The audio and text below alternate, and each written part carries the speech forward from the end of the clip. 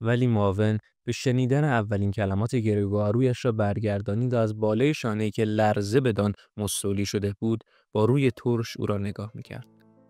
در طی نطق گرگوار عوض اینکه با خشونت گوش بدهد، در حالی که او را میپایید خود را کم کم به طرف در عقب کشیده بود. مثل اینکه نیروی مرموزی مانع از رفتنش میشد به دالان هم رسیده بود. زمانی که آخرین قدم را از اتاق ناهارخوری بیرون گذاشت، حرکت تندی کرد. انگاری که زمین کفایش را میسوزانید. بعد دستش را به طرف دستگیره نرده دراز کرد. مثل اینکه یک راه نجات مافوق طبیعی در پایین پلکان انتظارش را داشت. گرگوار پی برد که اگر مایل باشد شغل خود را از دست ندهد، به هر قیمتی شده نباید بگذارد که معاون در این حالت برود. اما قلب گرگوار وقوع پیشامدهایی را گواهی میداد. باید مانع رفتن معاون شد. او را آرام و متقاعد نمود و بالاخره دلش را به دست آورد. زیرا آینده گرگوار و خانواده‌اش به مخاطره افتاده بود. اگر خواهرش آنجا بود، او میفهمید. از گریه‌اش پیدا بود که غذایا را درک میکرد. در صورتی که همان وقت گرگوار با خاطر آسوده به پشت خوابیده بود. به علاوه معاون که زنها را دوست می‌داشت. به حرف او حتما گوش میداد و به وسیله او ممکن بود راهنمایی بشود. خواهرش در را می‌بست و در دالان به او ثابت می‌کرد که اضطرابش بی جهت است. ولی درست در همین موقع او آنجا نبود. و همه بهله‌بری‌ها به گردن گرگوار افتاده بود. و بیان که راجع به اقدام موثرتر به خود تشویشی راه بدهد و یا اینکه فکر کند به نطق او پی بردند یا نه، چیزی که چندان محقق نبود، در را ول کرد و برای اینکه به معاون برسد از لای آن گذشت. معاون به طرز خنده‌آوری با 2 دست به دستگیره نرد چسبیده بود. بیهوده تکیه‌گاهی را جستجو می‌کرد. بالاخره روی پاهای نازکش افتاد و ناله ضعیفی کرد. برای اولین بار طی صبحگاهان ناگهان یک نوع احساس استراحت جسمانی کرد. پایش روی زمین محکم بود و با خوشحالی متوجه شد که پاهایش به خوبی از او اطاعت می‌کردند و حاضر بودند او را به هر کجا که مایل باشد ببرند.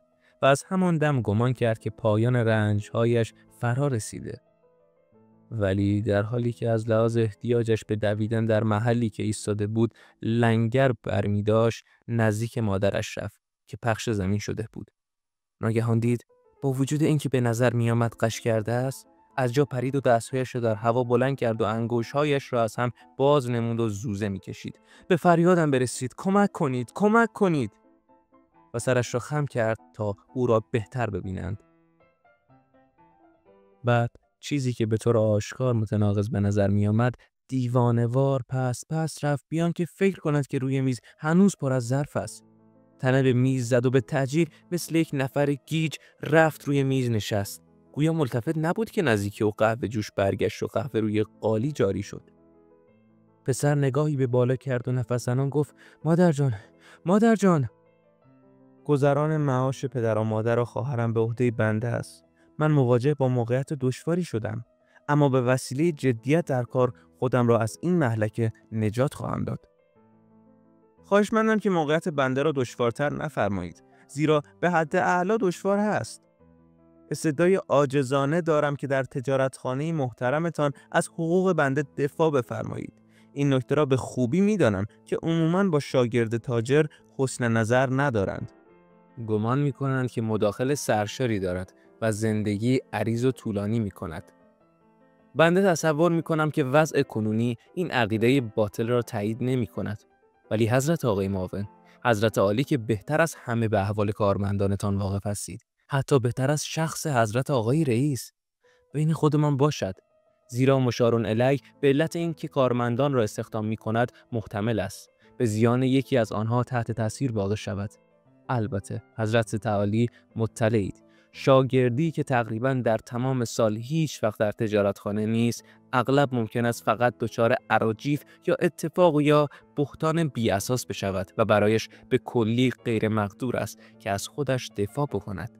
زیرا روحش خبر ندارد که به او تهمت زدند و فقط بعد از اینکه خسته و کوفته از مسافرت برمیگردد اطلاع حاصل می کند که حکم شومی درباره او صادر شده و دیگر نمیتوان از علتهای آن تحقیق کرد و به این وسیله آتیه او تاریک می گردد.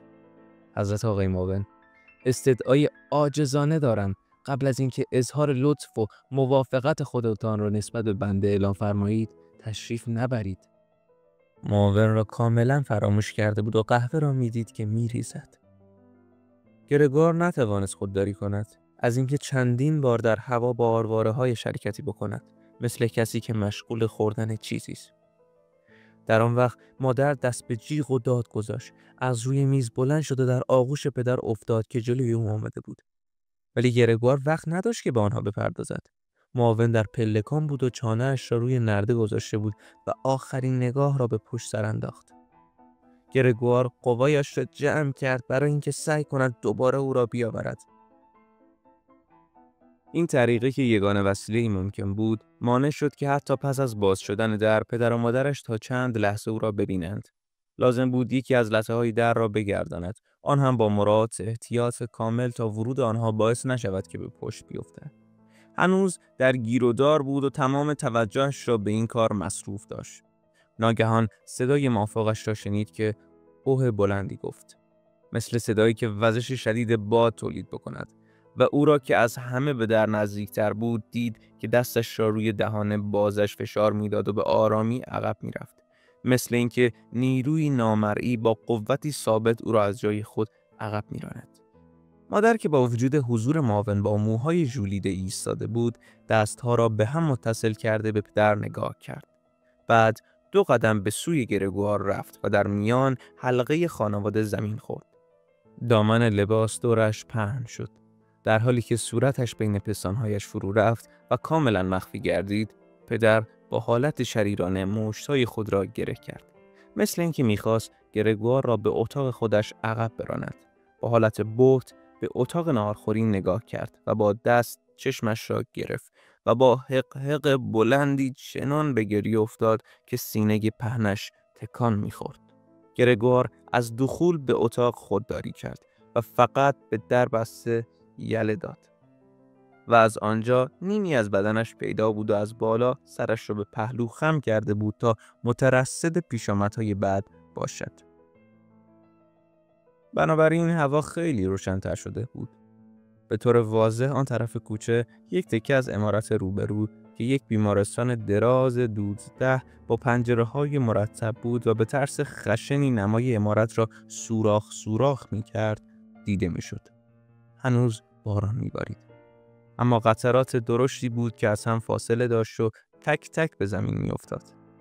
ظروف چاشت روی میز کوچ شده بود، زیرا پدر این نوبت خوراک را از همه مهمتر می‌دانست و به وسیله خواندن روزنامه‌های گوناگون مدت آن را طولانی‌تر می‌کرد. به جدار دیوار عکس گرگوار با لباس صدفانی دیده می‌شد. این درجه را در نظام وظیفه گرفته بود که با لبخند دستش را روی قبضه شمشیر گذاشته بود و از زندگی خوشنود بود و از هیبتش به نظر می‌آمد که برای لباسش مراعات احترام را لازم می‌شمرد. در باز بود و از آنجا در فاصله‌ای بین دالان و دالانچه اولین پله‌های پلکان دیده می‌شد. گرگوار دانست که در آن میان یگانه کسی است که آرامش خود را حفظ کرده است.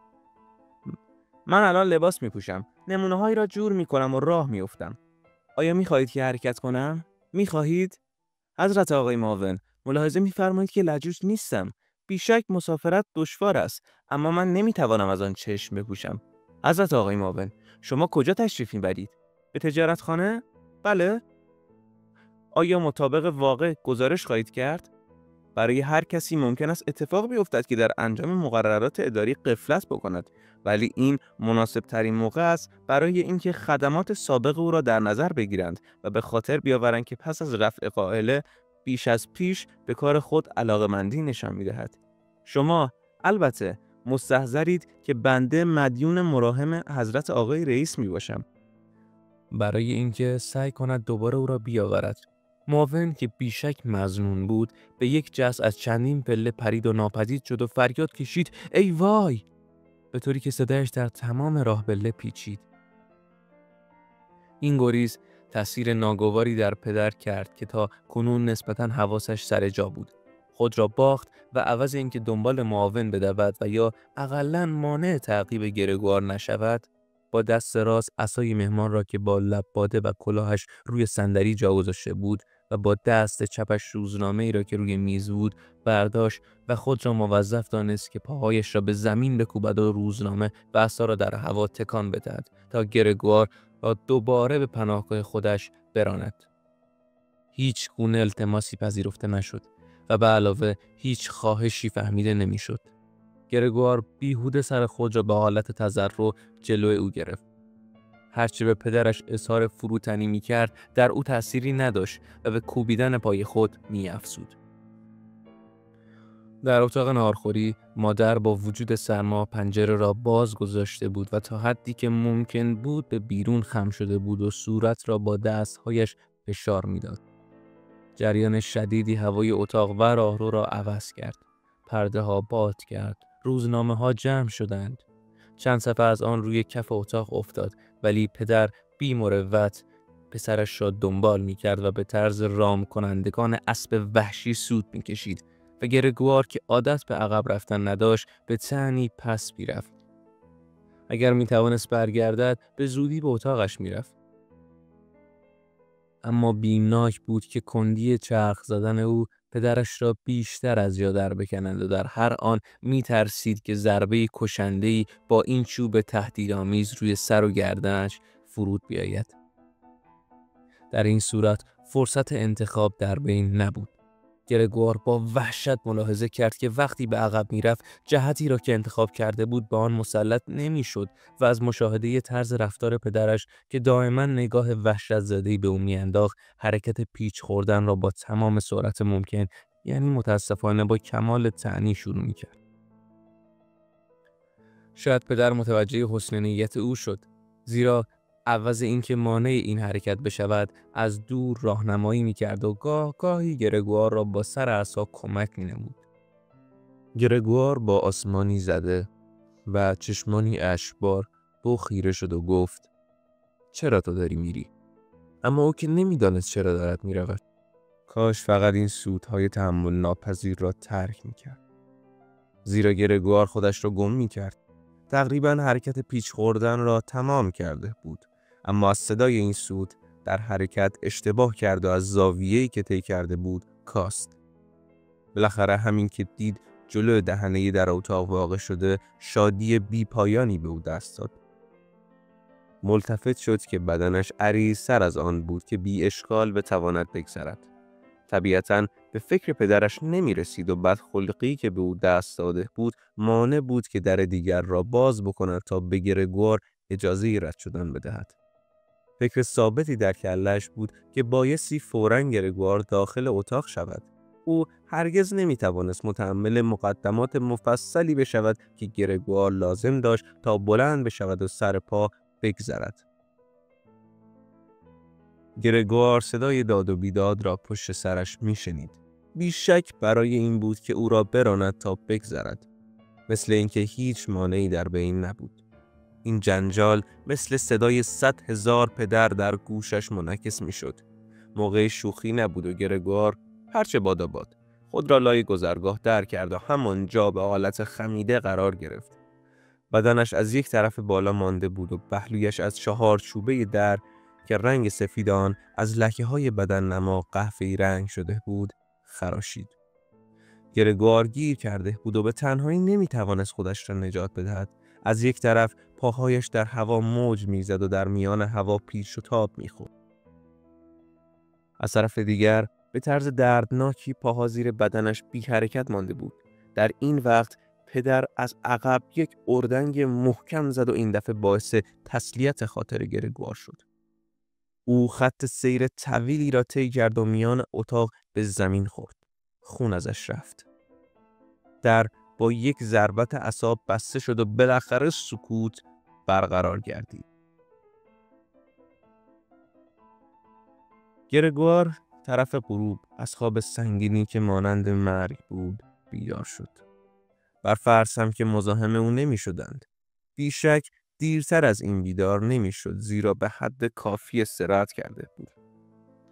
بنابراین به نظرش آمد که خواب او از صدای پاهای خفی و صدای محتاط کلید در قفل در دالان مغشوش شده بود. انعکاس روشنایی تراموای برقی روی سقف بالای اساسه لکه‌های رنگ پریده اینجا آنجا گذاشته بود. ولی آن پایین که منطقه گرگوار بود، تاریکی شب فرمانروایی داشت. برای اینکه از جریان وقایع باخبر بشود، آهسته به سوی در رفت و با نیش خود که بالاخره به فایده آن داشت پی می‌برد، کورکورانه اطراف خود را لمس می‌کرد. طرف چپش تأثیر یک زخم طویل و مهیج را داشت و یک رج از پاهایش می‌لنگیدند. یکی از آنها در طی وقایع صبح به طرز شدیدی صدمه دیده بود. معجزه بود که فقط این یک پا اینطور شده بود. آن پا مثل یک عضو مرده دنبالش می آمد و به زمین کشیده می شد.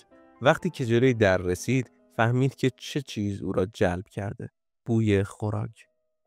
آنجا یک کاسه شیر شیرین شده که رویش تکه‌های نان شناور بود گذاشته شده بود. از شدت وجد تقریباً خندید، چون از صبح تا حالا به اشتهایش افسوده شده بود. سرش را تا چشم در کاسه کوچک فرو برد، ولی به زودی ناامیدانه بیرون کشید. این پهلوی صدمه دیده شوم اسباب زحمتش میشد، زیرا نمیتوانست غذا بخورد مگر اینکه با تمام بدن نفس بکشد. بعد هم شیر به دهنش مزه نمیکرد. گرچه سابقاً به این نوشیدنی علاقه داشت و بیشک خواهرش از راه توجه مخصوص برایش گذاشته بود، سرش را با تنفر از کاسه برگردانید و میان اتاق آمد. از در دیده میشد که در اتاق ناهارخوری چراغ گاز میسوخت. در این وقت معمولاً پدر برای خانواده‌اش روزنامه عصر را میخواند. گرگوار هیچ صدایی به گوشش نمیرسید. شاید این قرائت تشریفاتی که خواهرش همیشه در گفتگو و کاغذهایش برای او شرح میداد، اخیراً از سر خانواده افتاده بود. ولی همه جا همان سکوت بود، در صورتی که حتما کسانی در آپارتمان بودند. گرگوار به تاریکی خیره نگریست و فکر کرد خانواده چه زندگی بی‌دغدغه‌ای کرده است و به خود بالید، زیرا از دست رنج او بود که پدر و مادر و خواهرش چنین زندگی آرام را در چنین آپارتمان قشنگی می‌کردند. آیا حالا چه می‌شد اگر این آرامش و این رضایت و راحتی با خسارت و جار و جنجال به پایان نمی‌رسید؟ گرگوار برای اینکه این افکار شوم را دور کند، ترجیح داد کمی ورزش کند و 100 قدمی روی شکم راه رفت. طرف غروب دید یک مرتبه در سمت چپ و یک دفعه در سمت راست باز شد و کسی می‌خواست وارد بشود. اما این معامله را بسیار بختکی تلقی کرد. گرگوار تصمیم گرفت که جلوی در اتاق ناهارخوری ایست بکند و عزمش را جزم کند. تا حدی که مقدور بود بازدید کننده مشکوک را در اتاق بیاورد و یا اقلاً بشناسد. اما دیگر در باز نشد و انتظار گرگوار بیهوده بود. صبح وقتی که درها بسته بود، همه اهل خانه می‌خواستند به اتاقش هجوم بیاورند و حالا که درها باز بود کسی نمی‌آمد او را ببیند.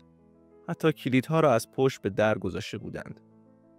خیلی از شب گذشته بود که روشنایی در اتاق ناهارخوری خاموش شد و گرگوار به آسانی دریافت که پدر و مادر و خواهرش تا آن وقت بیدار مانده بودند. صدای پای هر سه آنها را شنید که پاورچین راه می رفتند. طبیعتاً تا صبح کسی به سراغ او نیامد. او مدت کافی برای تفکر راجع به سازمان زندگی نوین در تحت اختیار داشت. اما این اتاق بزرگ که ناگزیر بود در آنجا دمر و روی زمین بماند، بی آنکه علتش را بداند او را می‌ترسانید. زیرا 5 سال می‌گذشت که در آنجا مسکن داشت و به وسیله عکس‌العمل عصبانی و بی اختیار با وجودی که کمی شرمنده شد به تعجیل زیر نیم تخت رفت. هرچند پشتش را پایین می گرفت و نمی توانست سرش را بلند بکند، ولی فوراً آنجا را پسندید. فقط تعصب می خورد که تنش زیاد پهن بود برای اینکه تمام بدنش زیر مبل جای بگیرد. تمام شب را در آنجا گذرانید. گاهی چرت می زد و از وحشت گرسنگی از خواب می پرید. گاهی با فکر مضطرب و امیدهای مبهم می گذرانید و همیشه نتیجه می گرفت که موقتاً وظیفه‌اش این بود که آرام باشد و ملاحظه بکند و به این وسیله وضعیت ناگواری را که برخلاف میلش ایجاد شده بود به خویشانش قابل تحمل بنماید. از صبح خیلی زود فرصت به دست آورد تا تصمیمات جدیدی را که گرفته بود به مورد اجرا بگذارد. هنوز تقریباً شب بود. خواهرش که کاملاً لباس نپوشیده بود در دالان را باز کرد و با کنجکاوی نگاه کرد. فوراً ملتفت گرگوار نشد. اما زمانی که او را زیر نیمکت دید با خودش گفت عجب، باید یک جایی باشد. در هر صورت حرکت نزده. احساس وحشتی کرد که نتوانست خودداری بنماید و بیرون رفت و در را باز کرد و تک‌پا وارد شد. مثل اینکه وارد اتاق شخص خارجی یا ناخوش رو به قبله شده باشد. از صبح خیلی زود فرصت به دست آورد تا تصمیمات جدیدی را که گرفته بود به مورد اجرا بگذارد. هنوز تقریباً شب بود. خواهرش که کاملاً لباس نپوشیده بود در دالان را باز کرد و با کنجکاوی نگاه کرد. فوراً ملتفت گرگوار نشد. اما زمانی که او را زیر نیمکت دید با خودش گفت عجب، باید یک جایی باشد. در هر صورت حرکت نزده. احساس وحشتی کرد که نتوانست خودداری بنماید و بیرون رفت و در را باز کرد و تک‌پا وارد شد. مثل اینکه وارد اتاق شخص خارجی و یا ناخوش رو به قبله شده باشد. گرگوار که سرش را تا لب نیمکت آورده بود او را نگاه می‌کرد. آیا خواهرش متوجه می‌شد که شیر را نخورده است و علتش نداشتن اشتها نبود؟ آیا برای او چیز دیگری که بیشتر به مذاقش بیاید خواهد آورد؟ اگر به خودی خود این کار را نمی‌کرد و با وجود میل شدیدی که به او دست داده بود که ناگهان از محلی که نهان شده بود بیرون بیاید و به دست و پای خواهرش بیفتد و از او خوراکی بخواهد، ترجیح می‌داد که از گرسنگی بمیرد تا توجه او را به این مطلب جلب نکند. ولی خواهر متوجه شد که کاسه پر است و تعجب کرد که دور آن چند قطره شیر چکیده بود. کاسه را برداشت، بی آنکه آن را لمس کند با یک تکه کاغذ این کار را کرد و به آشپزخانه برد. گرگوار از روی کنجکاوی انتظار چیزی را داشت که به جای آن می آورد و در دریای فکر غوطه‌ور بود که پیش بینی بکند. اما هرگز تصور نمی کرد که مهربانی خواهرش تا این درجه باشد. زیرا برای اینکه سلیقه برادرش را به دست بیاورد خوراکی‌های گوناگون روی یک روزنامه کهنه چید. روی آن آشغال سبزی‌های نیمه گندیده، استخوان‌های غذای دیروز که سس سفیدی به آن خشک شده بود، انگور کرنت، بادام، یک تکه پنیر که گرگوار چند روز پیش گفته بود خوردنی نیست، نان بیات، یک تکه نان کرمالیده، یک نمک زده و یک تکه بی نمک گذاشته بود و به منظور تکمیل کاسه را که به نظر می آمد دیروز قطعاً توی ذوق گرگوار زده بود پر از آب کرده بود. بعد به تصور اینکه برادرش جلوی او غذا نخواهد خورد، ظرافت را به حدی رسانید که بیرون رفت و در را با کلید بست، به طوری که به او بفهماند که مختار از هر چه بخواهد بخورد. حال که میز خوراک او به این ترتیب مهیا شده بود، گرگوار حس می‌کرد که تمام پاهایش به جنبش افتاده بودند. بعد هم زخمایش بهبودی یافته بود، چون حتی کمترین احساس درد هم نمی‌کرد. این موضوع او را کاملاً به تعجب انداخت و به فکر افتاد زمانی که آدمیزاد بود، تقریباً 1 ماه پیش یکی از انگشتانش کمی برید و تا دیروز درد می‌کرد.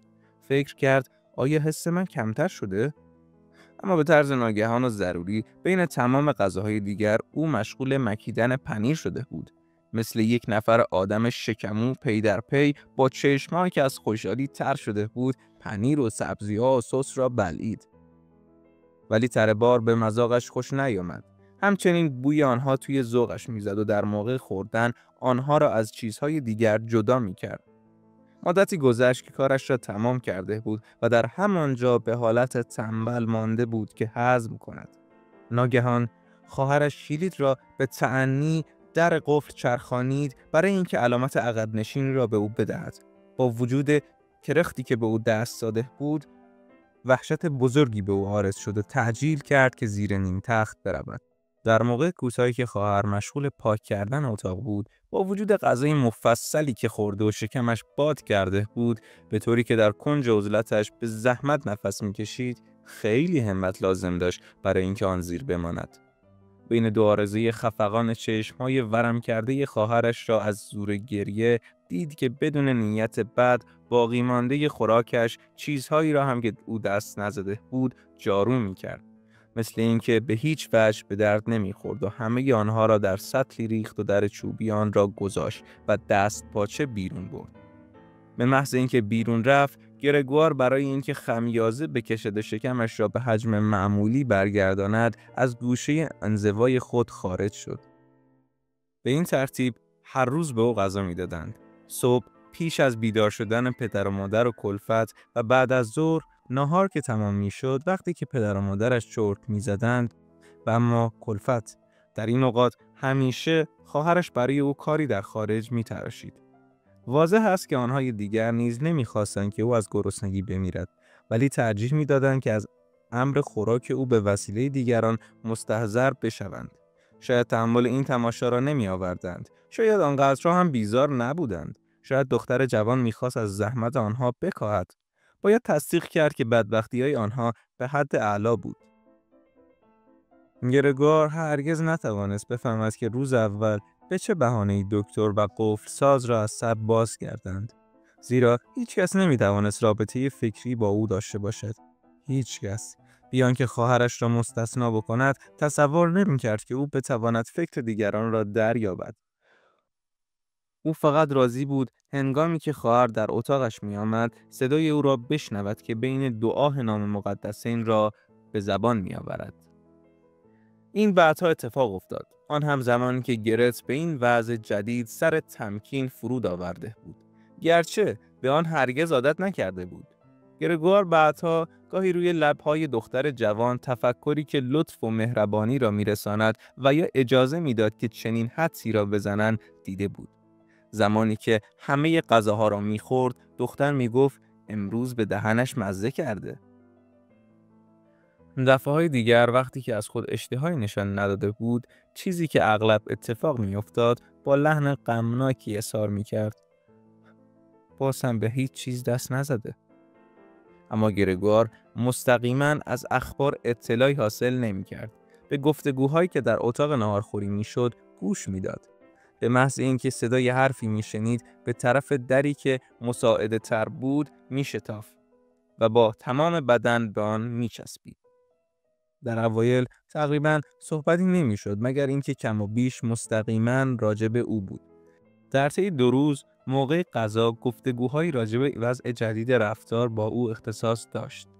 این مانع نمیشد که بین خوراک‌ها راجب این موضوع مباحثه بشود، زیرا اکنون خانه همیشه از طرف دزد به خانواده پاسبانی میشد. هیچ کس نمیخواست تنها بماند و نه به خصوص بدون پاسبان خانه را ترک کند. اما راجب کلفت درست معلوم نبود که چگونه به این پیش آمد پی برد. آنچه می شود گفت این است که از همان روز اول زانو زد و عجز و لابه کرد که مادر فوراً او را بیرون بکند. 1 رو بعد اجازه مرخصی خود را از خانواده به دست آورد و اشک‌هایی از روی نمک شناسی ریخت و به منزله بزرگترین اظهار لطف که در این خانواده نسبت به او شده باشد از اینکه جوابش نمودند تشکر کرد. ضمناً سوگند موحشی خورد که هرگز به هیچ کس این موضوع را ابراز نکند. نه هرگز به هیچ کس بروز نخواهد داد. حالا خواهر و مادر آشپزی را به گردن گرفته بودند و چندان باعث زحمت آنها نبود، زیرا اشیا از این خانه رفته بود.